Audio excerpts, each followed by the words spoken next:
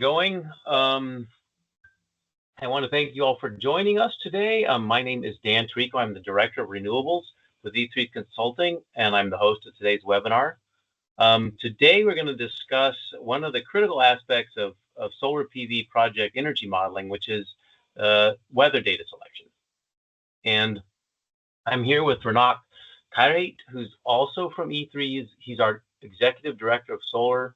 Rounak is a mechanical engineer. He's got decades of experience in solar and specific expertise with energy assessment. His vision, ideas on energy assessment, and the validity of the validation, of utility scale solar projects have recently been published in several IEEE publications and in talks.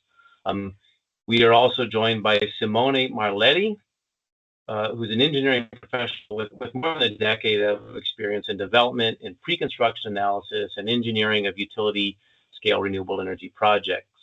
He's currently serves as a technical project director with the execution team of a renewable energy platform of Copenhagen Infrastructure Partners.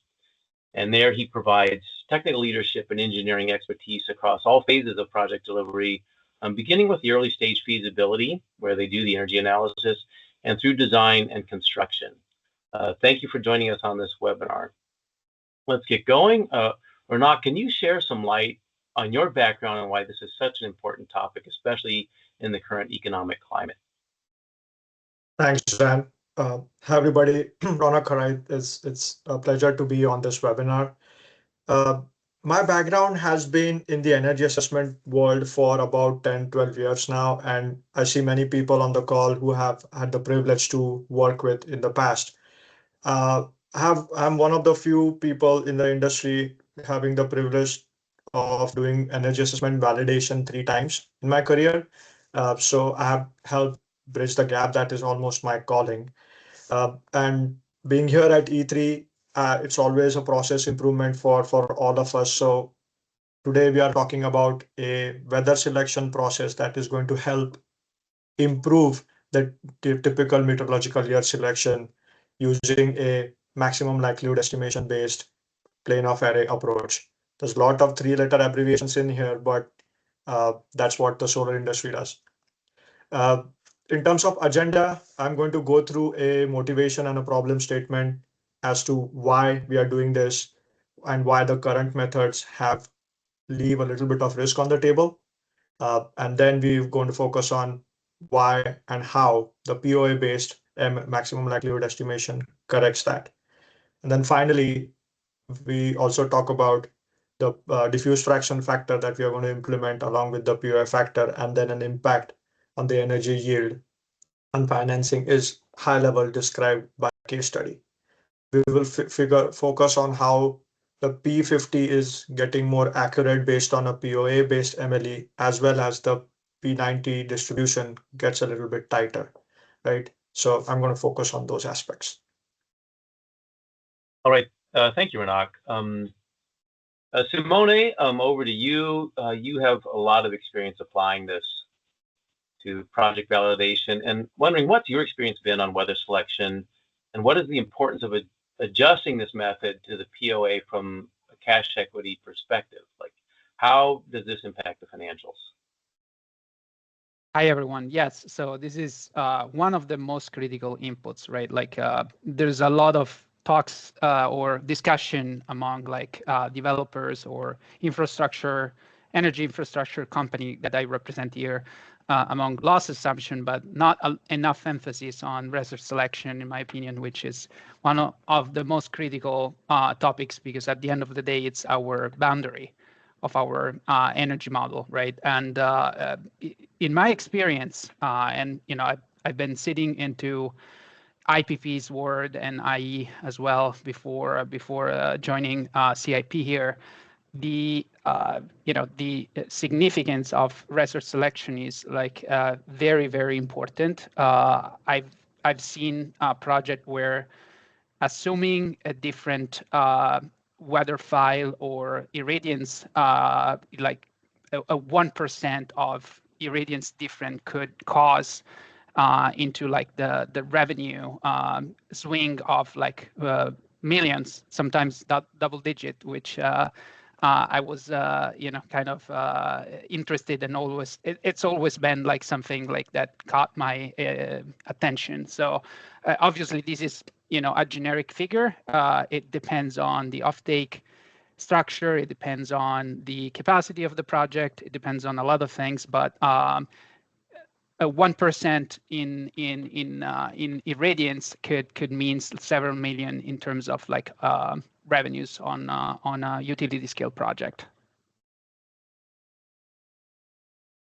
Okay, thank you. I mean, this is good to know. Very helpful. At E3, one of our important roles as an independent engineer or an owner's engineer really is to guide developers and financiers on the importance of this weather selection method, particularly when we're doing the energy evaluation.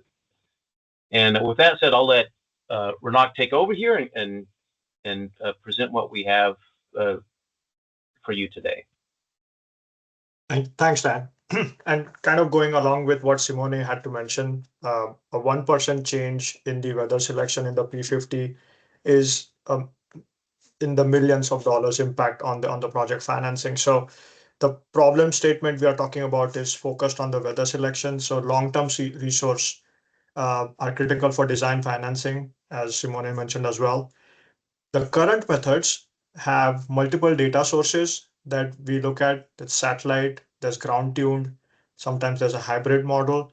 They don't often overlap. They are like bell curves which don't overlap, but they're very close. And they have different uncertainties. That is the most important part. Traditionally, we have been relying on simple averages or some vendor preference, ignoring uncertainty and correlation, which has resulted in bias and almost inaccurate long-term resource assessments and mispriced project risk. Conceptually, the maximum likelihood estimation takes into account not only the magnitude of the weather selection, the TMY, but also the uncertainty. So it combines them together. And I have worked on this in the past, published some papers at IEEE a few years ago, where we had the maximum likelihood estimation implemented for GHI rather than POA. So the focus has always been on global horizontal irradiance, which is typically derived through satellite datasets through a TGY. Remember, it's a TGY, not a TMY, and are available for us for different satellite vendors, and they reduce uncertainty for sure. But there have been many methods where a single favorite dataset provider has been used, or simply an aggregate has been used without formal likelihood, which is taken into account the uncertainty of the dataset. So these approaches may have over or underestimated long-term resource and also have a wider downside distribution. So what we are proposing now is using plane of array irradiance, which is the actual incident energy on the panel, which is a function of the tracker angle. It's a function of the direct, diffuse, and albedo components. It's a function of orientation as well, which essentially the plane of array irradiance is the actual energy incident on the panel, right? And for the data sources that I mentioned in the presentation, they have different GHI profiles. They also have different DHI or diffuse horizontal profiles, right? Which results in a different plane of array for each of them if you actually calculate the plane of array. So remember, that is a TGY you're looking at. It's not a TMY typically. It's a typical global horizontal here. So together with the plane of array and the diffuse fraction method that I'm going to talk about in the next slides, we could get more accurate P50 weather selections for our projects and a tighter P90 over P50 ratio or tighter downsides as we get to our more accurate modeling. When I'm talking about how to get there, the first thing we will do is compare the data sets that we have like we normally do. And we also look at the diffuse fraction for each of those. We make sure that the diffuse fraction, which is directly going to impact the POA, is also in line with one each other with different data sets, and two in line with either measured or time series diffuse fractions. If we have a correlation between the two, we will connect those two and create a diffuse fraction factor to further adjust the TMY profile. So now we have a more robust TMY profile that we can create a POA based upon. So once we have that profile, we then create a MLE adjusted POA and apply a MLE factor so we can get, again, more accurate P50 and a tighter distribution. In terms of impact on energy assessment, like I said, and financing, multi-source uncertainty-aware selection reduces this. We have a tighter downside scenario, which leads to a stronger debt service coverage ratio. And engineering assumptions better align or match the financial risk models. This directly supports durability and downside protection as we move forward towards a post-tax credit world. And a better irradiance assumption does not just improve models here, they would improve deals. Now you would think how all of this kind of connects to your project, right? So a high level case study, again, this is a fictitious case study where I'm looking at a 100 megawatt AC project, 100 megawatt, 130 megawatt DC in the Southwest with single axis tracker. We have 5 independent data sources and 1 ground truth hybrid. The current methodologies are doing a comparison for GHI, maximum likelihood estimation. But what we propose is a MLE based diffuse fraction adjusted weather selection for our projects for utility scale. The financial implications are huge. You get an improved resource selection method influencing metrics like debt service coverage ratio and also affect project debt structure and risk mitigation. For this particular case study, when we implemented the MLE-based POA, we actually had a decrease in P50 energy because we had a decrease in P50 resource, but we did have a tighter downside, which again led to more investor confidence and credibility on how the project is actually going to operate, right? So we had improvements from that perspective and which enhanced the credibility and financial risk assessment. I see a bunch of developers and lenders on the call here. So what are the key takeaways for you guys? For developers, the POA-based MLE helps improve financing outcomes and helps you enable more risk capital structures or efficient capital structures without raising development risk. For lenders, it improves clarity on resource uncertainty and aligns the technical due diligence with the credit risk assessment that you're looking for. For investors, you look at tighter downside distribution to boost tax equity investor confidence in long-term cash flow stability. And also we have like improved financial resilience. So this is not only a technical update, but it also impacts the project finance and it also impacts how the projects are actually going to operate in the field as compared to what they were modeled for. So I know there was a lot going through in like 10 minutes or so. But I will be at PVPMC this year. So if people want to geek out and talk about this, I'm happy to do that. And with that, I'll pass it back to Dan. Yeah, thank you, Rounak. That's really helpful. Quick question: Could you give an example of where this has been used practically? Absolutely. This MLE based POA based MLE diffuse fraction adjusted PLE based MLE was inspired by one of the projects that we worked on here at E3. We were tasked to look at one of the largest utility scale projects in the US and why it was underperforming. Before the call, the panelists were discussing the definition of underperformance.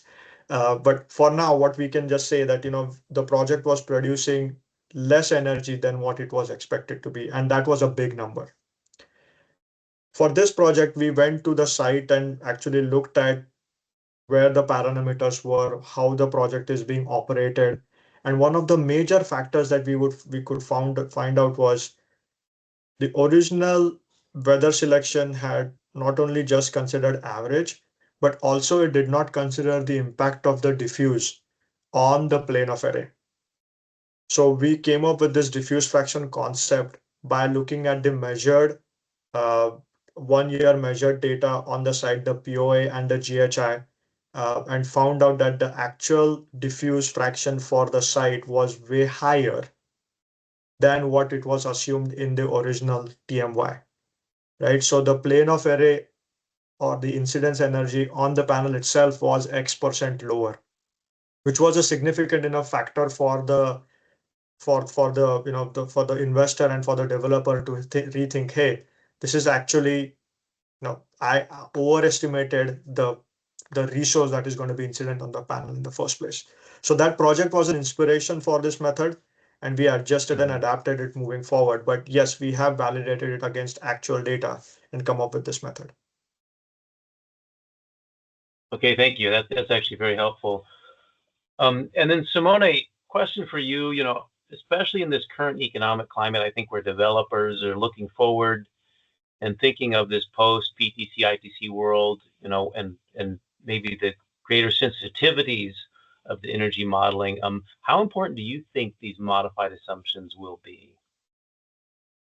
It is critical because, of course, moving from an ITC structure to a post ITC, energy and performance is going to be like a critical piece of the equation. So the expectation is that resource assessment and energy modeling will be even more important than now. So, but in general, again, I insist saying that regardless, the revenue model is really sensitive to this topic regardless. Even in the current structure, but I do expect that this will be even more important moving forward. Good. That's good to know. Well, thank you. Do you have any other questions, Simone, that you might like to direct to E3?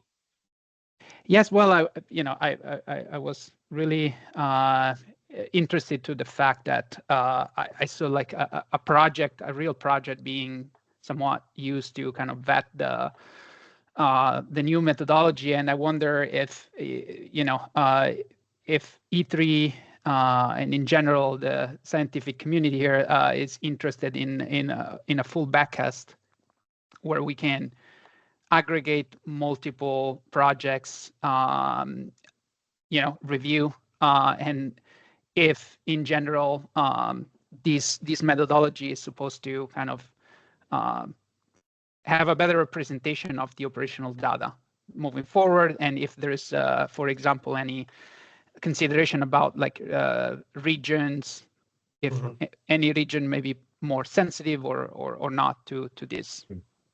Yeah, great question, Simone. I'm happy to collaborate with the industry here to validate this more and more. When we started 10, 12 years ago, when I started 10, 12 years ago, we did not have enough data to make more output out of the data. Now we have the satellite data sets which are providing more than 25 years or using more than 25 years of data to come up with a typical year. So we need to get towards more accurate energy assessment, more accurate weather selections moving forward. So in terms of vetting it, like I said in the example before, this particular project that we worked on, we had measured POA and we had measured GHI. Measuring diffuse is a hard measurement in the first place. But if you have those two measurements, you could back calculate and understand what the diffuse fraction is. So if you have more data set, we can adjust the POA based on adjust the expected POA based on what you see on the site. If you do this for more and more projects, we should have more confidence on how we are going to get a long-term weather selection, which is looking at multiple data sets and also learning from the data sets or data that we are seeing from operational sites. We are moving from a build world. I keep talking about this to a build better projects world, right? In the earlier days, it was ITCs, which was just build more projects, and we'll figure out how the project is going to operate. Now, because of the tax credits, either moving to production tax credits or moving away altogether, we actually are looking at how and why is it important to actually how the projects are being operational. So this method has been vetted for a few of the projects that we are working on, and we are continuing to update it as we see more and more information from our projects. Thank you. Okay. Yep. So go ahead, Dan. Oh yeah, and another quick question though. I'm understanding that uncertainty is risk, is financial risk. Is there an uncertainty benefit, or could you maybe illuminate a little the uncertainty benefit of the MLE POA approach? Yes, like I said, when you have multiple data sets and with the maximum likelihood estimation, what it does is it not only takes into account the quantity but also the uncertainty of the resource. So you are combining the two, and if you have multiple data sets telling you the same thing with similar uncertainties, then your downside uncertainties are going to be tighter, right? Because you are more certain that multiple data sets are telling you a similar uncertainty, if that makes sense. So the resource uncertainty gets a bit more tighter as you have more information, and especially when you adjust it to a POA based MLE rather than a GHI based, because now that you are removing the uncertainty that is the transposition uncertainty when you're directly implementing it on POA. So yes, absolutely. It does have an impact on the downside scenarios, but like I said, it's impactful on this P50 weather selection as well, which has been in the past more aggressive than what it has, what it's supposed to be. Okay. Well, thank you. See, we do have the option for audience to submit questions as well. I think those are supposed to be appearing somewhere. Yeah, let's see. I did send a message on the Q&A log here. Okay. So if anybody has questions, we are available for a few minutes to answer any questions. Yeah.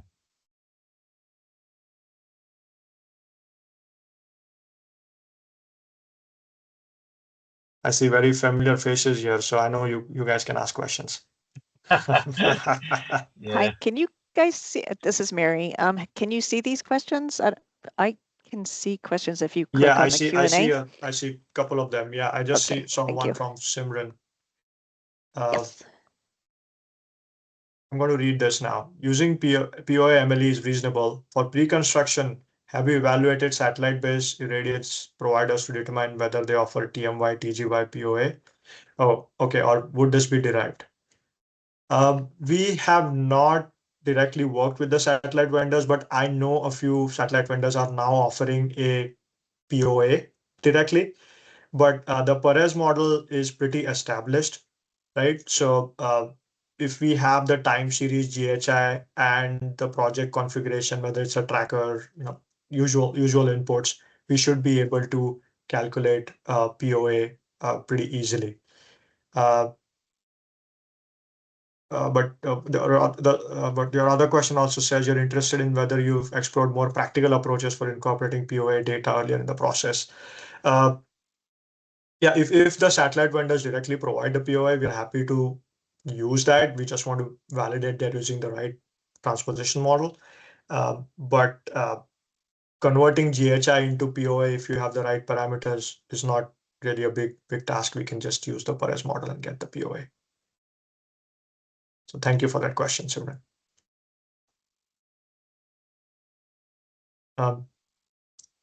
There's one more question. When you have multiple data set sources, including site data, how do you decide which to use to develop the TMY? So we do not develop the TMY ourselves.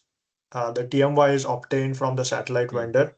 And we also get the tuned TMY from either the developer or the sponsor, or the measurement provider. And we take all of that into account. And like I said, we weigh the uncertainty based on where the data set is coming from. If you have a tuned data set, the uncertainty is lower than what you have for a satellite data set. But if you really look at the numbers, the satellite data sets are now saying they have like a 4.5% 2.5% P95 uncertainty for untuned datasets.